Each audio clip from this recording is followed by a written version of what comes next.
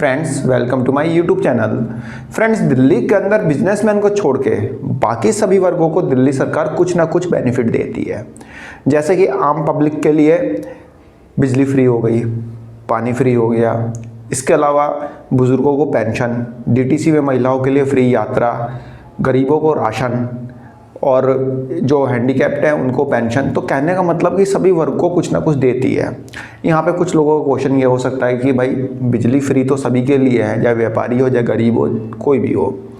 और बसें भी लगभग सभी के लिए फ्री है, सभी महिलाओं के लिए, चाहे वो अमीर हो चाहे वो गरीब हो। तो फ्रेंड्स, बात ऐसी है कि 200 यूनिट बिजली जो फ्री है उससे व्यापारी का घर नहीं चल सकता, क्योंकि उसके घर में एसी वगैरह और भी कई इक्विपमेंट्स होते हैं, तो वहाँ पे उसके लिए फ्री का कोई मतलब नहीं है। तो और दूसरा, पानी भी फ्री का कोई मतलब नहीं है, क्योंकि 20,000 लीटर से एक्सेस आता है। हाँ, जिसका कम होता होगा यूज़ उसके लिए फ्री है। तो यहाँ पे व्यापारियों को हमेशा शिकायत रहती है कि सबको फ्री दे रहे हैं, हमारे लिए क्या कर रहे हैं। किसी को बिजली फ्री दे रहे हैं, किसी को पानी फ्री दे रहे हैं, और हमारे टैक्स के पैसों को, मतलब जो वो टैक्स भर रहे हैं उनके पैसों को गवर्नमेंट फ्री में उड़ा रही है। फ्री में उड़ाने की जगह बिज़नेस को बढ़ाने के लिए उनको कुछ करना चाहिए, दिल्ली का इंफ्रास्ट्रक्चर ठीक करना चाहिए, बिज़नेस कैसे बढ़ेगा इस पे बात करनी चाहिए। तो दिल्ली के व्यापारियों को दिल्ली सरकार से पिछले 10 सालों से इस टाइप की शिकायतें हैं। फ्रेंड्स, जैसा कि बीजेपी के मैनिफेस्टो का पार्ट था कि सत्ता में आने के बाद वे व्यापारियों के लिए काफ़ी कुछ करेंगे, और उन्होंने ये भी कहा था कि सत्ता में आने के बाद हम व्यापारी कल्याण बोर्ड का गठन करेंगे, यानी कि ट्रेडर वेलफेयर बोर्ड का अब वे लोग गठन करेंगे, जो कि ट्रेडर्स की समस्याओं को सुनेगा। दिल्ली के जो व्यापारी हैं वे अपनी समस्याएं वहाँ पे रख सकते हैं। तो एक ऐसा बोर्ड फॉर्म करने के लिए उन्होंने अपने मैनिफेस्टो में कहा था। उसके बाद जब दिल्ली का बजट पेश हुआ था अभी फाइनेंशियल ईयर 2025-2026 का, तो सीएम रेखा गुप्ता ने भी इस बोर्ड के बारे में बताया था कि हाँ भाई, जल्दी व्यापारी कल्याण बोर्ड गठित किया जाएगा। फाइनली व्यापारी कल्याण बोर्ड यानी कि ट्रेडर वेलफेयर बोर्ड का गठन कर दिया गया है। आज दिल्ली कैबिनेट से इसे पास कर दिया गया है, मतलब कि दिल्ली कैबिनेट ने इसको अपना अप्रूवल दे दिया है। जल्द ही ये बोर्ड जो है फॉर्म हो जाएगा और अपना काम करना स्टार्ट कर देगा। फ्रेंड, जैसा कि श्रमिकों के कल्याण के लिए, उनके हितों की रक्षा के लिए श्रमिक कल्याण बोर्ड का गठन किया गया है, जो कि श्रमिकों के बारे में सोचता है, श्रमिकों को क्या चाहिए, उनका मतलब सैलरी कितनी होनी चाहिए, और भी कई चीज़ें, मतलब श्रमिकों से रिलेटेड श्रमिक कल्याण बोर्ड बना हुआ है। वैसे ही अब व्यापारियों के मतलब उनके फ़ायदे के लिए, उनके कल्याण के लिए, या फिर उनको जो उनकी समस्याएं आ रही है गवर्नमेंट से, उनकी किस किस तरह की समस्याएं हैं, इसको जानने के लिए व्यापारी कल्याण बोर्ड का गठन किया गया है दिल्ली के अंदर, जिससे कि 8 लाख व्यापारियों को लाभ होगा।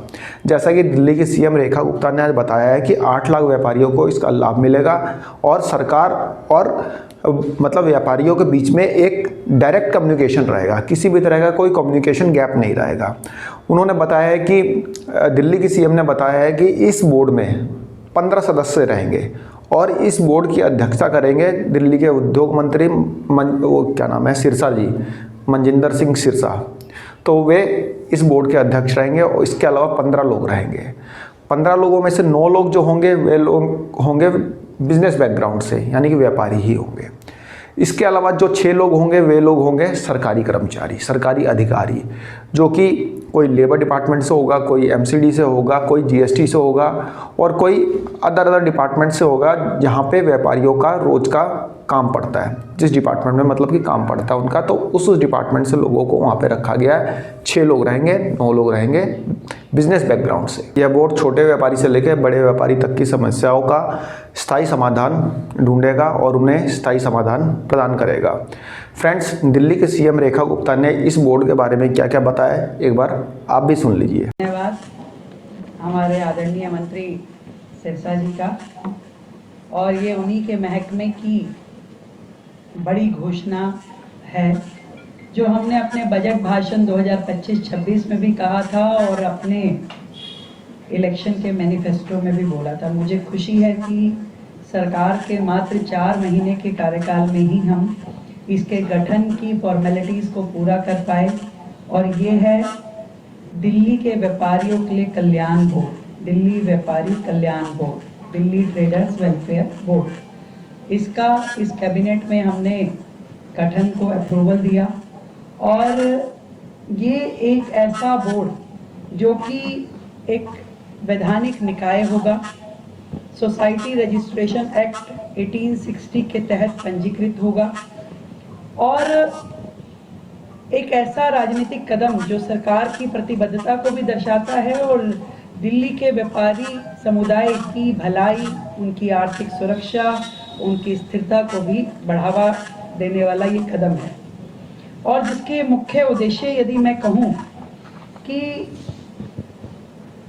वो सारी समस्याएं जो हमारा व्यापार जगत से जुड़े हुए लोग, उद्योग क्षेत्र से जुड़े हुए लोग रोजाना वर्षों वर्ष से फेस कर रहे थे, उन सबको कम करना। दिल्ली में कोई एक ऐसा प्लेटफॉर्म नहीं था जहाँ पे व्यापारी वर्ग के लोग इकट्ठे होकर अपनी समस्याएं कह सके। एक लाइफलाइन जो सिटी की है, दिल्ली की एक लाइफलाइन जो उसका स्तर बढ़ाती है, उसका इकोनॉमिक स्तर बढ़ाते हुए आज रेवेन्यू जनरेशन में जो सबसे बड़ा पार्ट है, जिसके कारण से दिल्ली की वेलफेयर स्कीम चल पाती है। इससे पहले वो बिल्कुल निस्सहाय होकर के कि कोई मदद करने वाला प्लेटफॉर्म, कोई सुनने वाला, कोई समस्याओं का निवारण करने वाला कोई प्लेटफॉर्म दिल्ली में उपलब्ध ही नहीं था। तो दिल्ली ट्रेडर्स वेलफेयर बोर्ड ये अपने आप में एक बहुत बड़ा प्लेटफॉर्म रहने वाला है, जो कि व्यापारियों की समस्या को भी दूर करेगा, उनकी सामाजिक सुरक्षा की चिंता भी करेगा, उनको वित्तीय सहायता देना, उसमें निवेश और रोजगार के नए अवसरों उपलब्ध कराना और विभिन्न विभागों में जुड़ी हुई व्यापारिक क्रियाएं जो होती है उसको लेकर के भी उनके सुझाव, पॉलिसी फॉर्मेशन, रिफॉर्म्स की बातचीत, रेगुलेटरी चैलेंजेस जो इनके सामने आते हैं उनकी चिंता करना, सोशल सिक्योरिटी बेनिफिट्स इन सबको देना और इसके अलावा भी जो वेलफेयर के अलग अलग जो मेजर्स है उनको प्रदान करना, ईज ऑफ डूइंग बिजनेस का माध्यम बनना और एम्प्लॉयमेंट एंड इन्वेस्टमेंट्स को बूस्ट करना, ये सारे के सारे कार्य वो होंगे जो हमारा ये बोर्ड करेगा। और मैं समझती हूँ कि दिल्ली सरकार और व्यापारियों के बीच में संवाद करने का ये एक मजबूत चैनल बनने वाला है। व्यापारियों से जुड़ी हुई कानूनी जो औपचारिकताएं हैं उनको सरल बनाने का ये माध्यम बनेगा और व्यापारी और उनके कर्मचारियों के हितों में नीतिगत सुझाव देने का भी ये प्लेटफॉर्म होगा। सामाजिक सुरक्षा में जैसे लाभ, बीमा, स्वास्थ्य सेवा से जुड़े हुए कार्यक्रम उनके लिए करना भी इस प्लेटफॉर्म का काम रहेगा और व्यापारियों से जुड़ी हुई कोई भी समस्या हो उसका समाधान इससे हो पाएगा।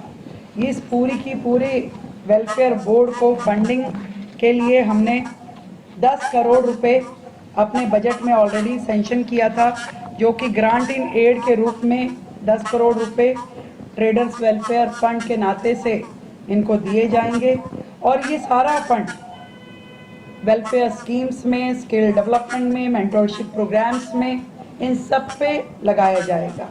मैं इसके गठन का इसका स्ट्रक्चर भी बताना चाहूँगी। इसमें ऑनरेबल मिनिस्टर ऑफ इंडस्ट्रीज इसके चेयरमैन रहने वाले हैं और इसमें बाकी जो है मेंबर सेक्रेटरी जो होंगे वो कमिश्नर इंडस्ट्रीज डिपार्टमेंट रहेंगे। ट्रेजरार जो हैं वो nominated deputy commissioner level officer रहेंगे।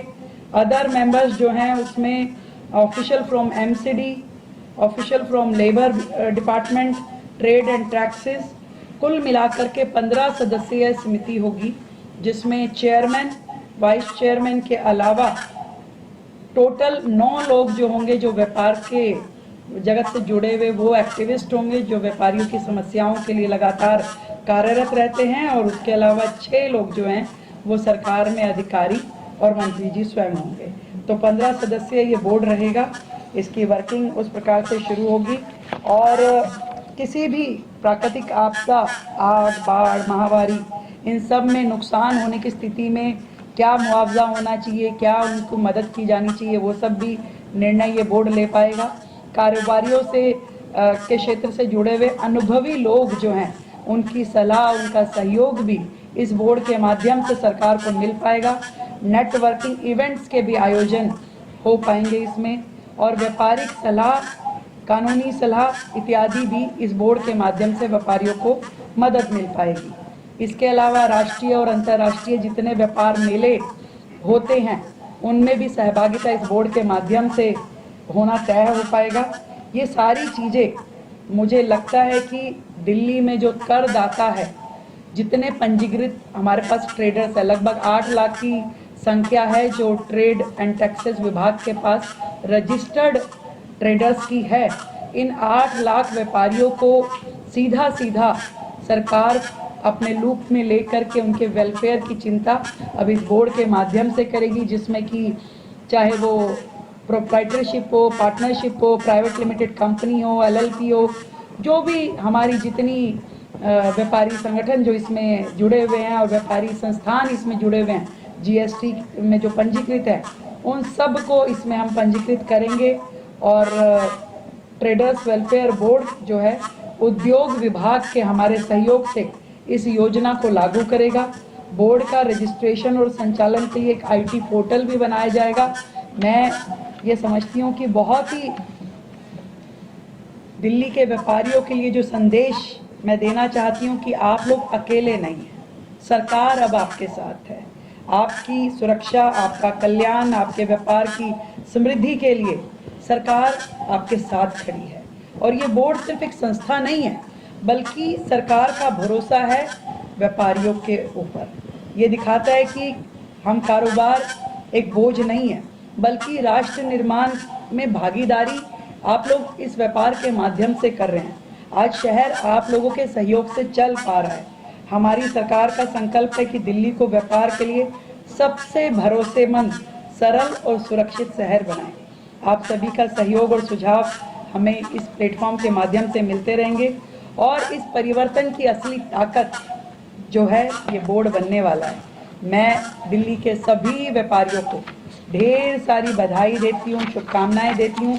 अब वो इस सरकार का एक हिस्सा बन करके नीतिगत फैसलों में अपनी भूमिका निभा पाएंगे और पूरी दिल्ली को जो हमने पीछे भी निर्णय लिया, जिसमें कि हमने बहुत सारी लाइसेंसिंग प्रक्रिया को सुगम करने के लिए मल्टीपल एजेंसी सिस्टम जो था उसको धीरे धीरे हम डिलीट कर रहे हैं। Ease of doing business, single window system, इस तरह की चीज़ों पे हम धीरे धीरे जा रहे हैं। और इस प्लेटफॉर्म के माध्यम से, इस बोर्ड के माध्यम से व्यापारियों के सीधे सुझाव हम सबको मिल पाएंगे।